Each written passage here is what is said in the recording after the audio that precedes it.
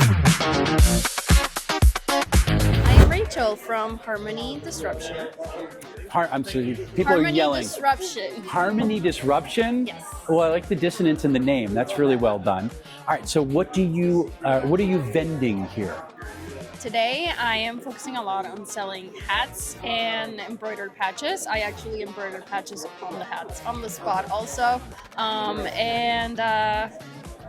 To be honest, my background is in sewing, so that's why I also have a little mimic pet bed. I don't think you got it on your shot, but I'm sure we're gonna get to it. We will do some B-roll footage for that. Of course. So you're doing the embroidery on the hats, and I can see you have, I'm gonna get B-roll, but we have a whole line of things here. The machine to do it, so people are customized their hat right here. And it is not the cheap hats with the plastic on the inside. These are really cool, nice fitting hats. Yeah, they're 100% cotton. I'm a big fan of this kind of cleanup hat. That's why I'm rocking one right now. So yeah, I didn't want to like cheap out, but I did want to go for something that's like cute, comfortable, breathable. Awesome. How long have you been doing this? Interesting question. There's a bit of a story there. Okay. But on and off for about a couple of years now. Okay. And how did you get into it? Another interesting question. So my first interaction with a sewing machine, I was probably like 5 years old. Wasn't really using it. I just said interacting it. Gotcha.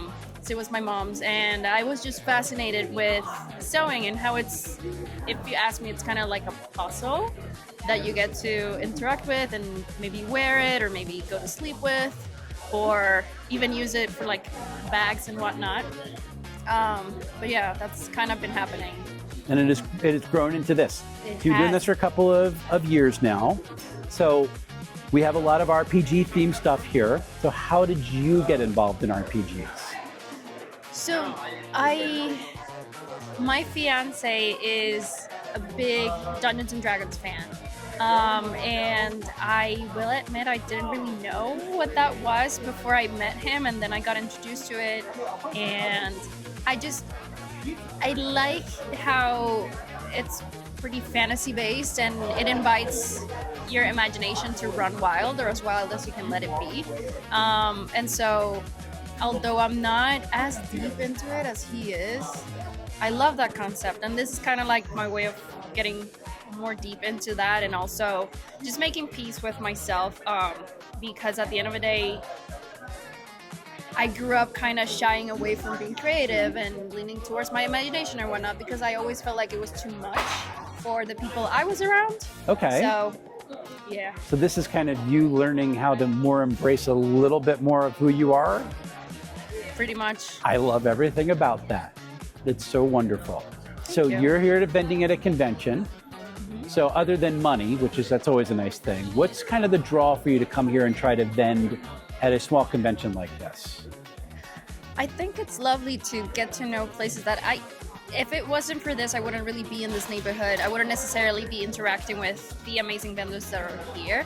And it's a really tight but very welcoming and warm community. And you come in here and you see people from all different backgrounds. And again, I just wouldn't necessarily be interacting with them if it wasn't because of a community or a space like this. So I'm very grateful for that. Awesome. Well, we're very grateful that you're here. Where can people find your stuff if they are not meeting you at a convention? I am currently on Instagram. My handle is HarmonyXDisruption. Yeah, that's where you can get more of me. My name's Kayla Webb. And this is my uncle over here off to the side. Greetings and salutations. And I am the sole owner and proprietor of LunaCraft Creations. Awesome. So how did LunaCraft Creations come to be? Name really kind of started with my love of Sailor Moon. I used to get up at 6:30 in the morning, watch it, and then go back to bed before school. Gotcha.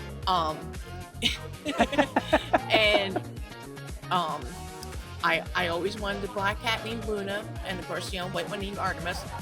I got half the thing, and it was like, I've always been artsy, craftsy, beading, drawing. Kind of doesn't help, I was the lone kid growing up. Okay. And it was like my grandmother, she used to do crochet, and like if you had a queen size bed, you get a king size blanket, like triple thick yarn. Okay. So it's like I've always had the artist bone in my body. And I was like, I love to craft, so there's part of my name. And then I was like, creations, if I do that, I'm not tied down to just one thing. Okay. I can bounce around. So it's like I do beadwork, I do potions, but yeah, most of it is crochet. I just googled one day, it was like anime crochet, and I saw all these cute dolls, and it's like, that's going to be me. That's So going to be my something thing. good comes out of the internet. That's good. We like this. So how long have you been doing this as a business? About 12 years now. Awesome. I mean, I started out, the small little mom and pop, flea market type shows, and then eventually my following has grown.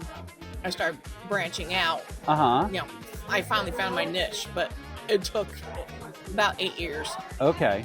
And you see, you have like all sorts of cutesy things over here, anime inspired or anime direct. And then in your hands, you went Beholder. So what's the process that led you to that? Because that's fantastic. Not really sure. Do you play? I do when time permits. Okay. But I'm disabled and I have a lot of health issues. Like I go to dialysis 3 times a week. Okay. So it's like sometimes I don't even have the energy to crochet right now. Staying well is being a full-time job in and of itself. Yeah. Yeah. So. And the fun thing is, anytime I really do want a game, my husband's also a DM.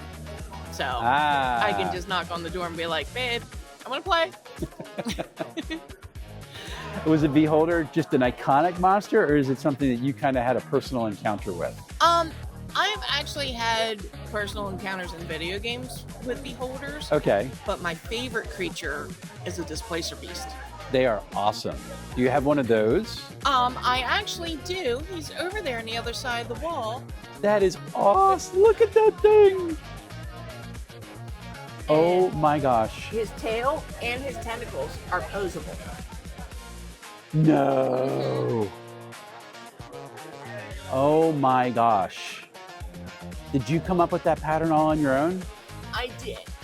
That's so neat. There's a lot of times where I can just look at a picture of something and break it down into the basic So you've been shapes. doing it long enough that you know how the knit should go. I mean, I will buy patterns to support other designers, but Okay. sometimes I am, in a little bit of a time crunch, or I'm just too lazy. That is so cute, though. That is pretty neat. Awesome. I don't know what to say. That was unexpected and really, really amazing. So thank you so much. So we have these wonderful things. You fell into this niche of coming to like a gaming convention. So for you, what's the benefit for you to be here at a gaming convention like this? It's more like coming home to my people kind of thing, because I don't normally get to get out much. Okay. But with me being disabled and not being able to hold a traditional job, I always feel like I have to be productive, and I can't just sit and stare at the TV, as my uncle is sitting there apparently pimping me out with my plushies. So a lot of times when I'm home and I'm just sitting watching TV, if I'm not playing a video game, Okay. I need something for my hands to do. So this ends up being a byproduct of it. Cool. You turned it into a business, and you get to hang out with people who like you, which is just, and a lot of times are like you.